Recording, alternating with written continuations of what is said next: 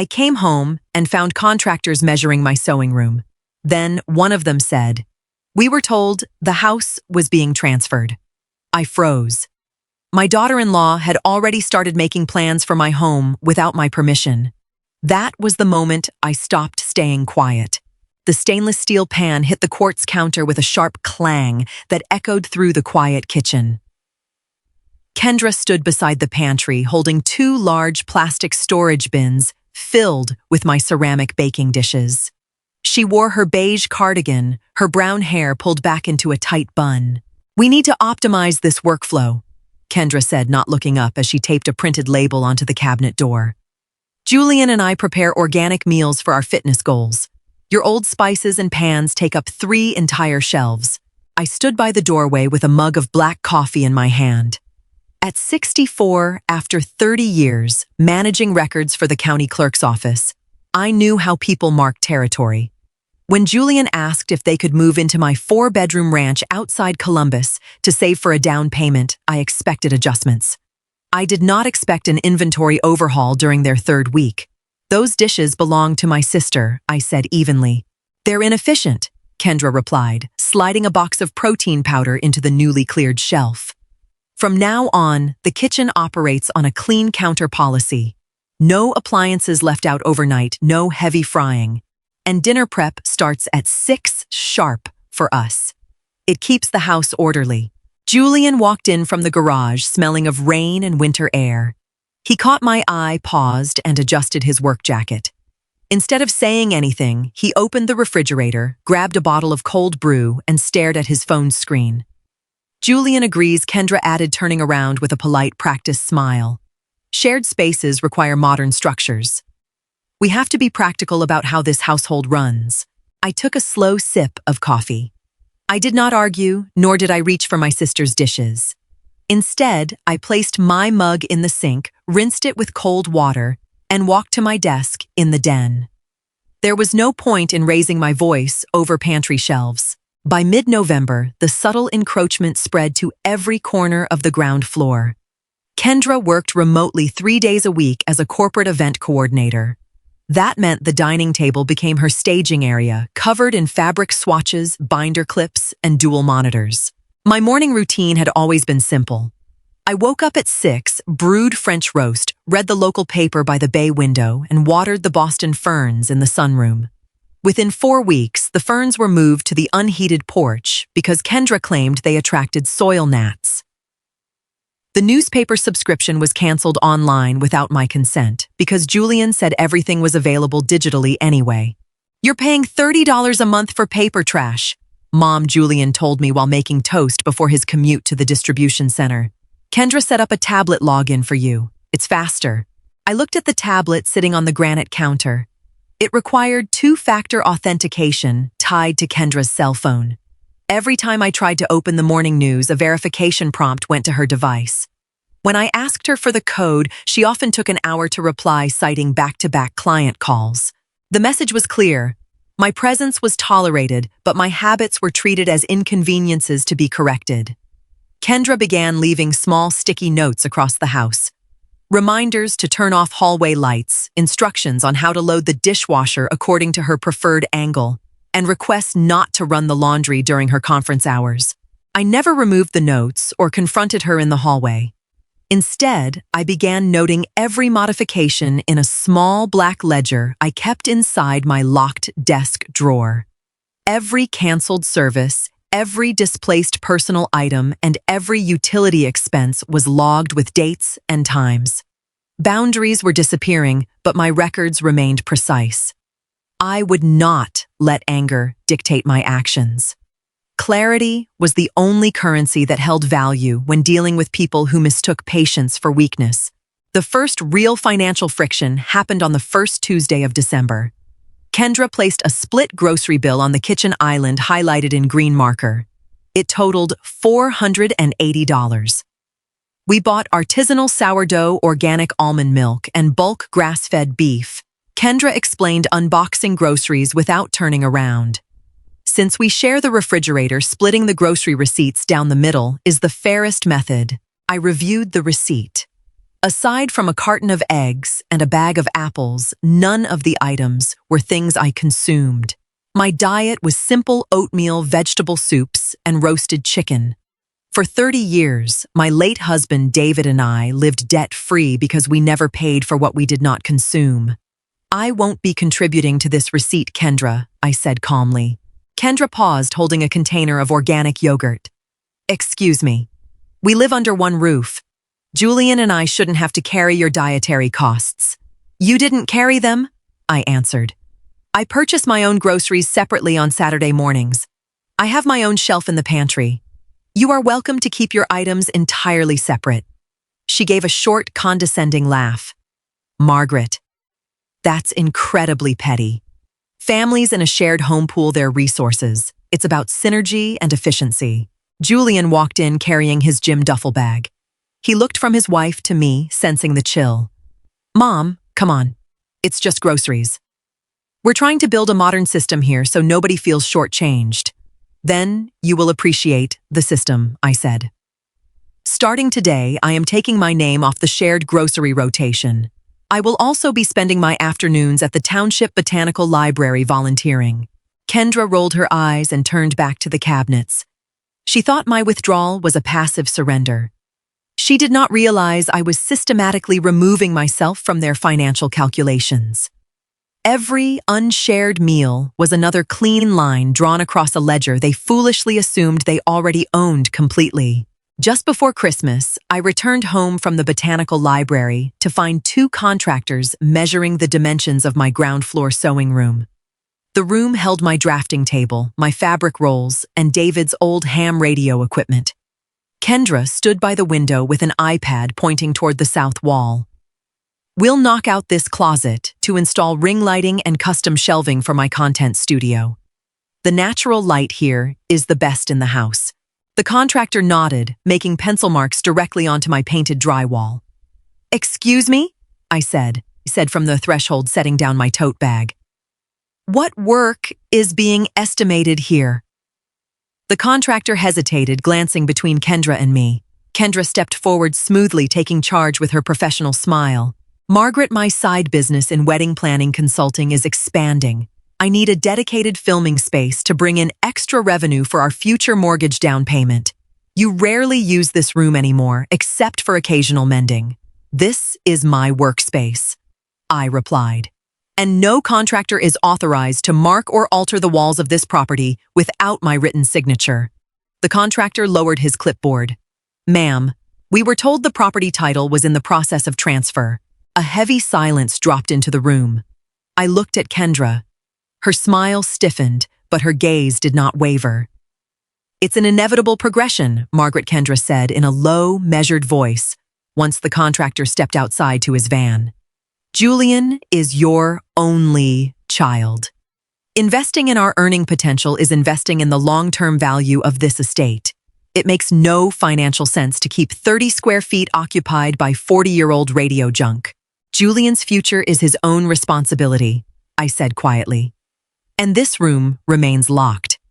I took the brass key from my pocket, closed the door, and locked it in front of her. Her bold assumptions about property ownership had finally stepped into daylight, and I knew exactly what steps I had to take next. That evening, Julian knocked on my bedroom door around 9 o'clock. He carried 2 mugs of peppermint tea, a transparent attempt at reconciliation that he had used since high school whenever he wanted to smooth over an uncomfortable truth. "Mom, Kendra didn't mean to overstep with the contractor," Julian said, sitting on the armchair near my dresser. "She's just under a lot of pressure with her business launch. We're trying to build equity as a family." "Did you tell that contractor the house was undergoing a title transfer?" Julian asked, directly looking up from my book. Julian stared into his mug, his thumbs nervously tracing the ceramic rim. "Not in those exact words." But Kendra looked into estate planning tax burdens. "If the house stays in your personal name when you get older, probate and Medicaid lookbacks could take a huge chunk if you ever need assisted care. We were just researching adding our names to the deed for protection." "Protection for whom?" I asked. "For all of us," he said defensively. "It's standard asset protection." Why let the state take what Dad worked 40 years to pay off? Kendra has an uncle who's a paralegal in Cleveland. He suggested setting up a family management structure where we oversee the maintenance and property expenses while you retain residency. The architecture of their plan was now entirely transparent. They wanted equity without purchase control, without accountability, and my signature to legitimize it all under the guise of elder care protection. I managed municipal budgets for 32 years. Julian, I said, in a gentle, steady voice. I understand how deed transfers, life estates, and municipal property taxes work far better than your wife's uncle. Julian set the untouched tea on the nightstand. We're just trying to plan ahead, Mom. You don't have to treat us like adversaries. Planning requires mutual honesty, I replied, not secret contractor estimates. He walked out without answering and closing the door softly behind him in the dark hallway. The next morning at 8, I drove into downtown Columbus for a scheduled appointment with Arthur Vance, my longtime estate attorney and David's former college roommate. Outside, the snow flurries dusted the red brick sidewalks. Inside Arthur's warm office, I laid out my property deed, the recent property tax assessments, and my private ledger of household contributions. Julian and his wife have settled into the house with an expectation of permanent control, I told Arthur, sitting across from his mahogany desk. They believe that because Julian is my sole biological heir, my property is already functionally theirs to administer. Arthur reviewed the documents over his reading glasses. Under Ohio law, as sole owner on the deed with a cleared mortgage, you have absolute disposition authority. If you do not have a formal lease with them, they are legally classified as guests or tenants at will, depending on whether they pay regular consideration. They pay 30% of the electric and water bill directly to the utility portal, I said. No rent. Then their legal standing to claim property management rights or dictate renovations is zero, Arthur stated firmly. What outcome do you want, Margaret? Do you want an eviction filing? No, I answered calmly.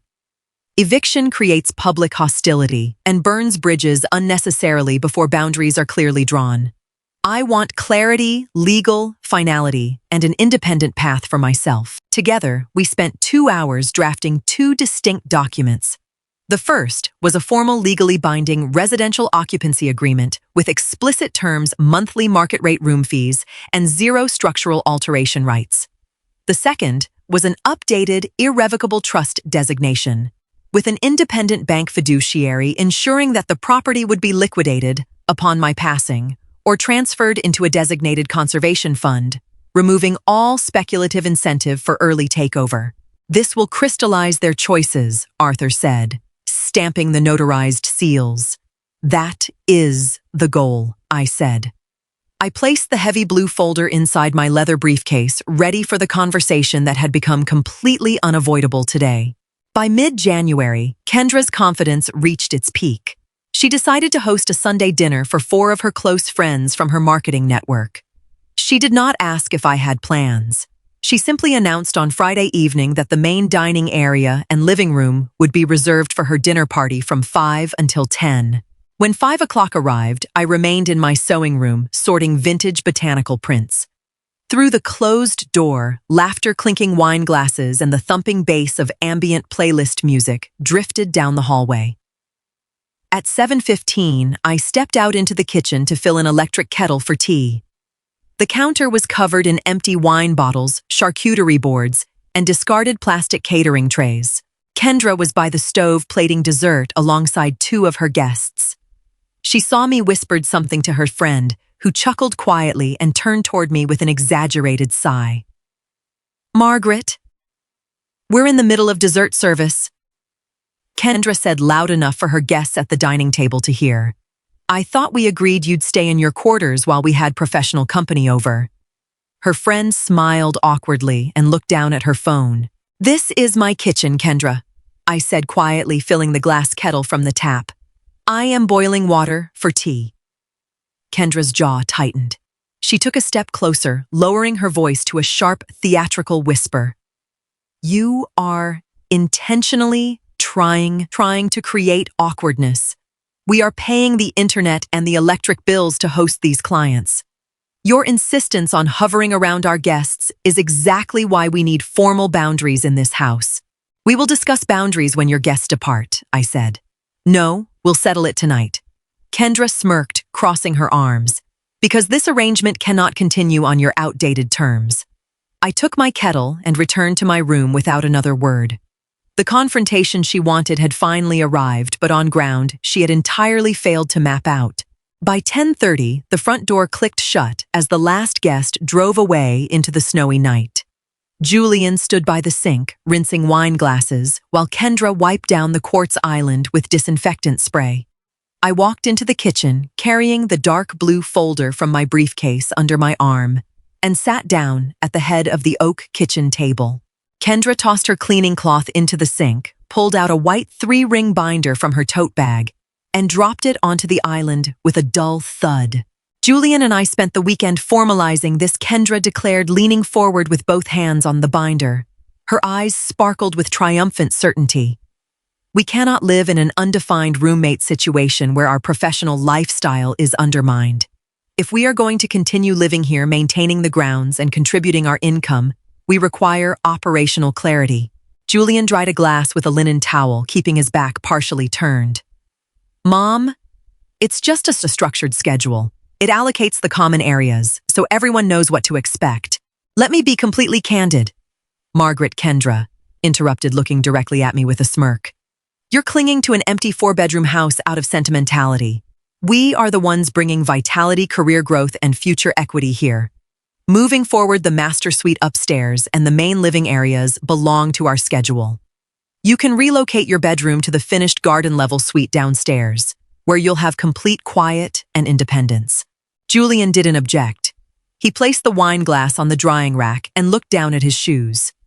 From now on, everything here goes our way, Kendra said, crossing her arms. It's our rules now. If that doesn't work for you, we can discuss finding an assisted living community that fits your budget. The line had been drawn. I said nothing. I reached down, lifted the dark blue folder from my lap, and placed it squarely in the very middle of the table.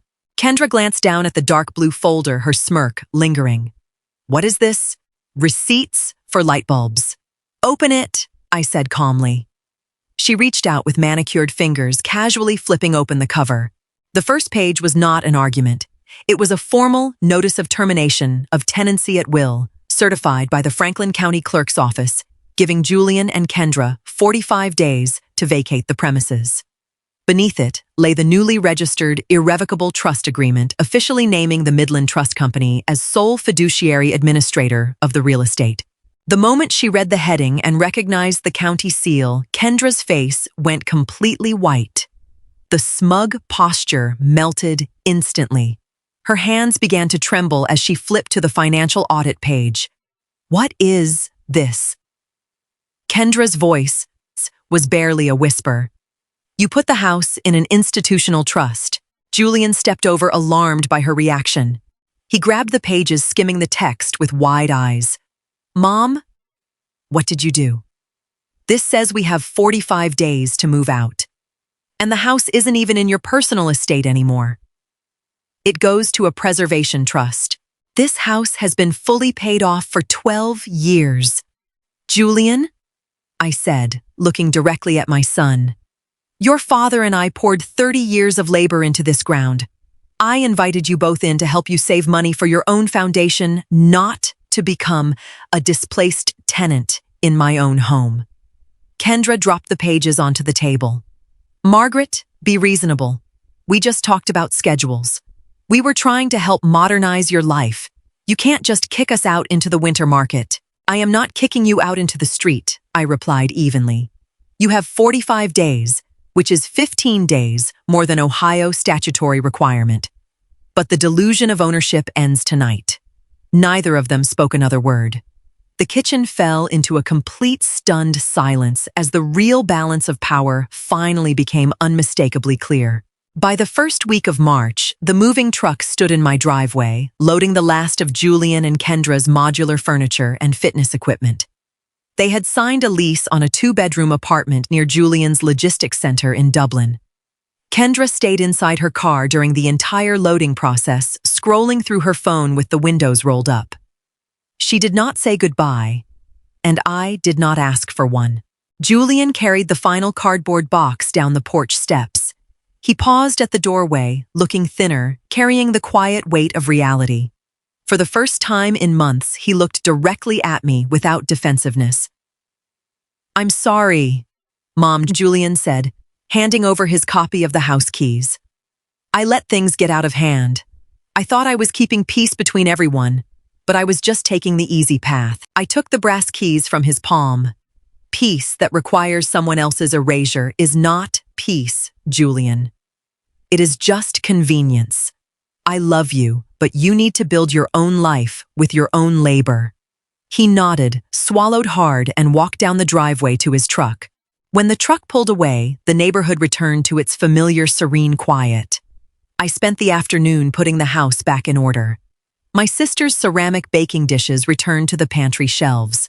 The Boston ferns were brought back from the porch into the sunroom's warm afternoon light.